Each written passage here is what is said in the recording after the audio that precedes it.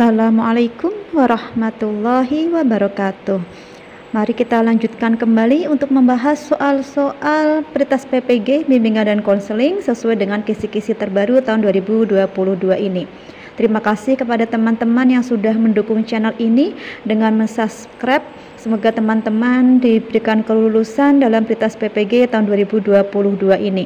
Dan bagi teman-teman yang baru bergabung dengan channel ini, bisa dinyalakan loncengnya jadi tidak ketinggalan dengan video-video terbaru dari saya.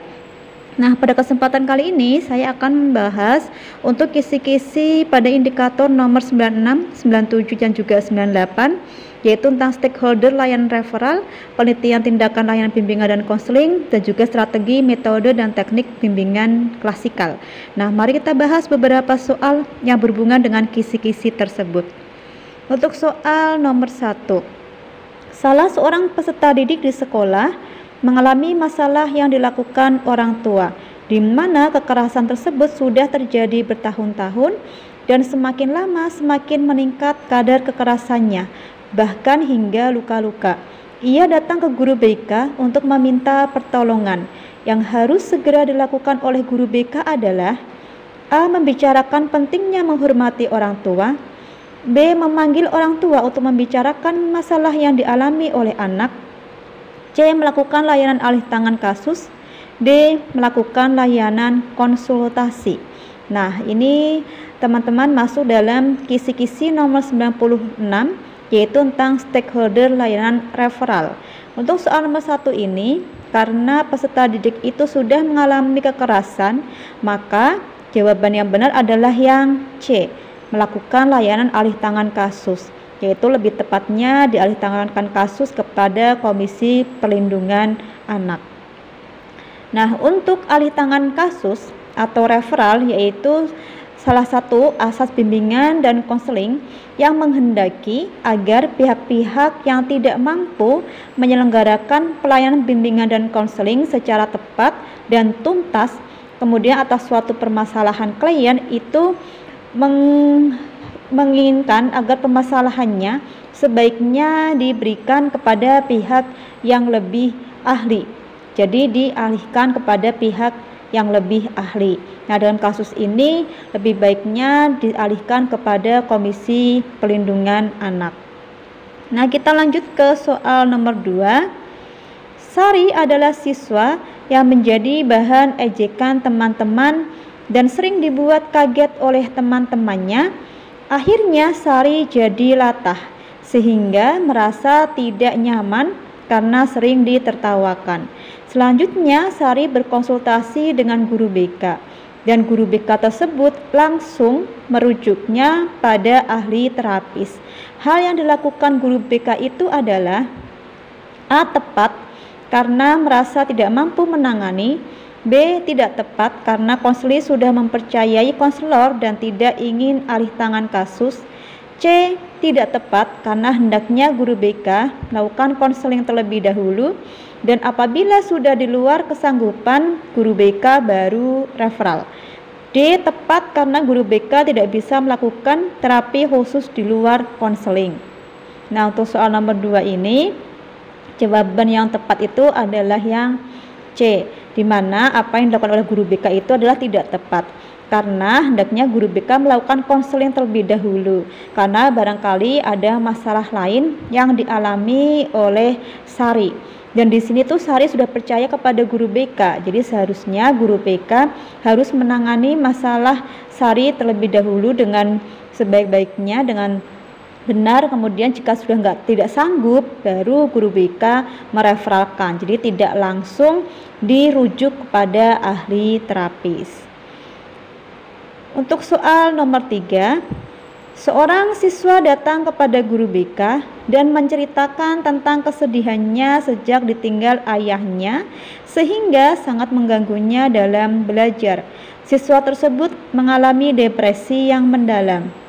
Guru BK menginginkan untuk menyelesaikan kasus siswa tersebut sendirian tanpa bantuan pihak lain. Yang dilakukan guru BK tersebut adalah A. Benar karena menunjukkan profesional sebagai guru BK, B. Benar sebagai guru BK harus bisa tuntas menyelesaikan masalah siswa, C. C. Salah karena guru BK terlihat ingin pamer dengan kemampuannya. D. Salah karena masalah yang dialami siswa di luar kemampuan guru BK. Nah, untuk soal nomor 3 ini, jawaban yang lebih tepat itu adalah yang D, yaitu salah karena masalah yang dialami siswa di luar kemampuan guru BK. Di sini adalah siswa sudah mengalami depresi yang mendalam. Jadi sebaiknya direferalkan kepada psikolog atau psikiater.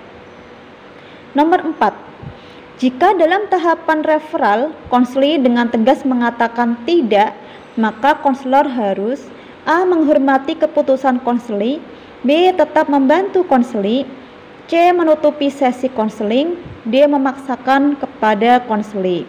Untuk soal nomor 4 ini jawaban yang benar itu adalah yang A, yaitu menghormati keputusan konselor.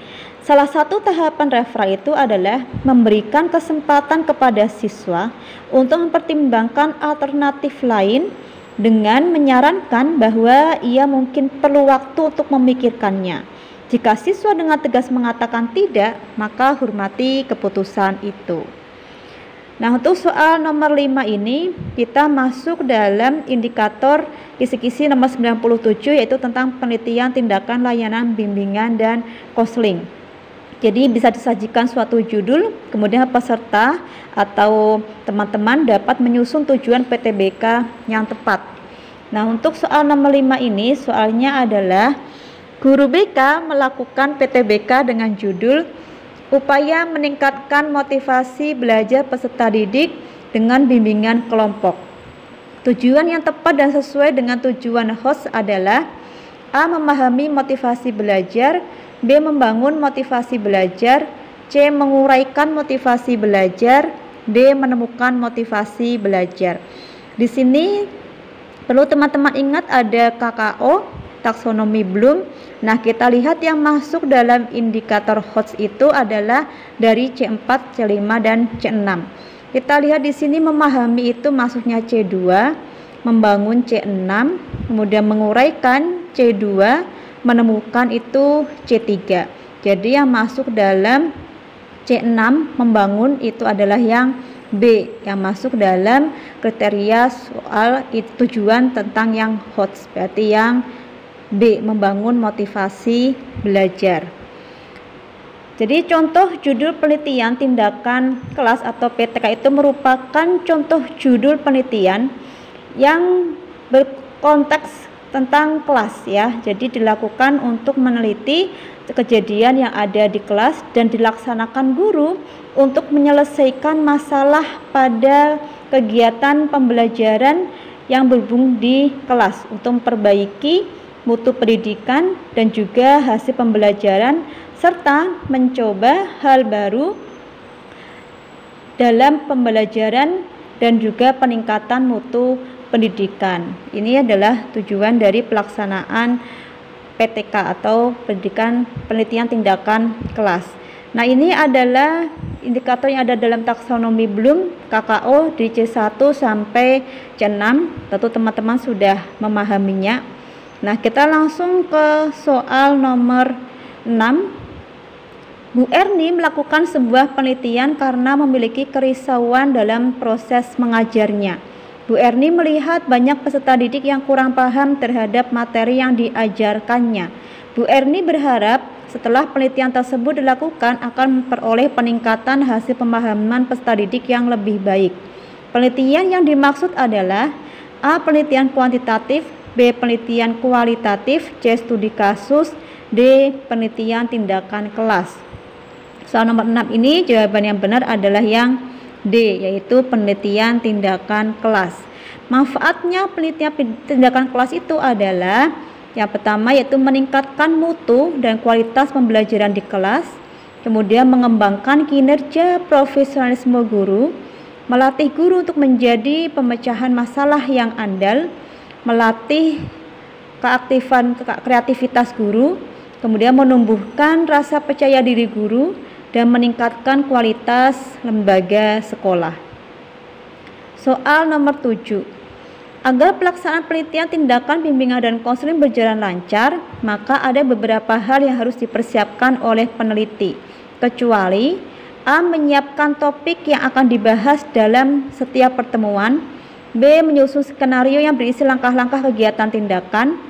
C. Menyiapkan sarana dan prasarana untuk keperluan tindakan. D. Menyusun masalah yang akan dipecahkan dalam tindakan. Untuk soal nomor 7 ini yang ditanyakan adalah kecuali. Maka jawabannya adalah yang D. Menyusun masalah yang akan dipecahkan dalam tindakan. Jadi dalam hal ini masalah itu bukan disusun tapi dirumuskan. Jadi sebelum guru itu membuat perencanaan tindakan, maka ada beberapa hal yang harus dipersiapkan. Yang pertama yaitu temukan topik bahasan untuk setiap pertemuan, kemudian buatlah skenario, kemudian siapkan sumber-sumber kegiatan, siapkan sarana dan prasarana yang mendukung kegiatan tindakan, dan juga siapkan pedoman atau instrumen penelitian, dan yang terakhir itu lakukan simulasi pelaksanaan tindakan. Soal nomor 8, dalam menentukan materi bimbingan klasika yang dirumuskan dalam bentuk topik-topik layanan didasarkan pada kurikulum yang telah dikembangkan di setiap sekolah, merujuk pada rambu-rambu pelaksanaan bimbingan dan konseling dalam jalur pendidikan formal. Di samping itu juga didasarkan pada A. Hasil observasi, B. Hasil evaluasi program, C. Hasil need assessment, D. Hasil wawancara. Ini masuk dalam indikator kisi-kisi nomor 98, yaitu tentang strategi, metode, dan teknik bimbingan klasikal. Untuk soal nomor 8 ini, jawaban yang benar adalah yang C, yaitu hasil need assessment. Jadi untuk materi bimbingan dan strategi bimbingan klasikal itu dipersiapkan untuk semua siswa, dirancang dalam program bimbingan yang akan dilaksanakan secara terjadwal tatap muka di kelas. Dalam menentukan nantinya apa yang akan dirumuskan dalam bentuk topik-topik layanan dan juga dilaksanakan pada kurikulum yang telah dilembagakan di sekolah, kemudian merujuk pada rambu-rambu pelaksanaan bimbingan dan konseling, dan juga jalur formal, pendidikan formal.